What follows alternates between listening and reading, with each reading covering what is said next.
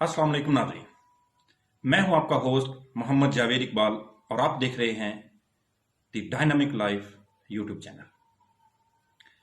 नाज़रीन, इस दुनिया में हर हारने वाले शख्स के पास अपनी हार की 101 वजूहात होती हैं, लेकिन जीतने वाले शख्स के पास सिर्फ और सिर्फ एक ही वजह होती है कि मैंने जीतना है और बस जीतना है, और वो जीत जाता है। जी हां, ये एक वाकया है 1938 का। हंगरी में एक फौजी जवान जिसका नाम था कैरोली, उसे पिस्टल शूटिंग में बहुत ज्यादा लगाव था। उसने ये अज़्म कर रखा था कि मैंने अपने दाने हाथ को दुनिया का अजीम तरीन हाथ बनाना है। उसने इसके पीछे सालों ट्रेनिंग्स कर रखी थी। 1939 में हंगरी की नेशनल चैंपियनशिप्स होनी थी और हर खासो आम की जुबान पर यही था कि यह मुकाबला सिर्फ और सिर्फ कैरोली जीतेगा।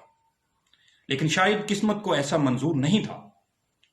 1939 को ही आर्मी के एक ट्रेनिंग कैंप में कैरोली के हाथ में एक हैंड ग्रेनेड फट गया और उसका दायां हाथ जाया हो गया।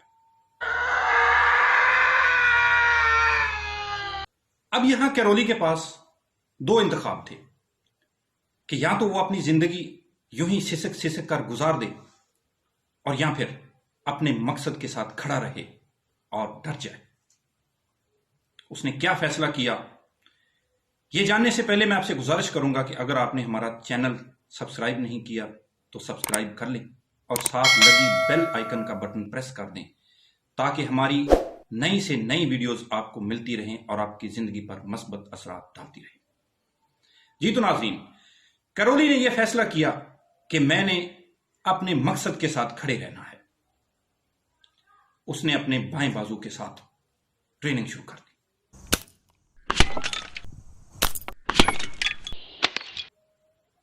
उसने ये नहीं सोचा कि जो चला गया है उस पर पछताना, बल्कि वो चला गया और जो है उस पर मैंने एतमाद करना है। उसने दिन रात ट्रेनिंग की। 1939 के आखिर में हंगरी के नेशनल कॉम्पिटिशन्स का इनेकाद हुआ।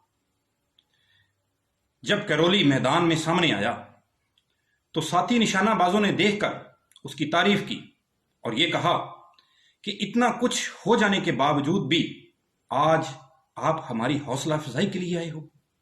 तो कैरोली ने क्या जवाब दिया, मैं आपकी हौसला अफजाई के लिए नहीं आया, मैं आपसे लड़ने आया हूं, तैयार हो जाओ।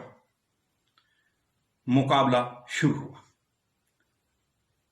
फिजा गोलियों की गुनगरज से गूंज उठी।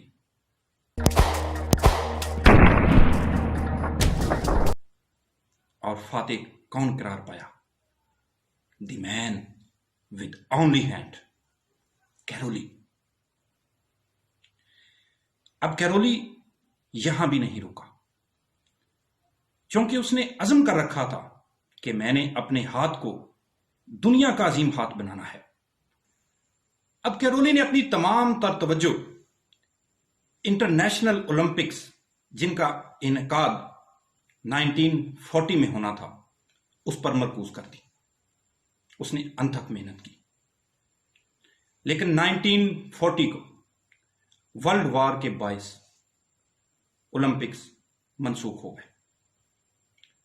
अब कैरोली को 4 साल मजीद इंतजार करना पड़ा।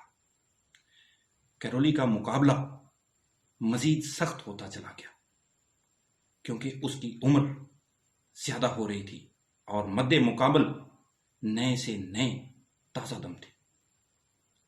1944 वर्ल्ड वार की वजह से ये ओलंपिक्स भी मनसूख कर दिए गए। 1948 अब कैरोली, जिसकी उम्र 28 साल थी, अब वो 38 साल का हो चुका था। 1948 के ओलंपिक्स में कैरोली जीत गया और उसने गोल्ड मेडल जीतकर दुनिया को हैरान कर दिया कि इंसान जो अज़्म कर ले वो हासिल भी कर सकता है।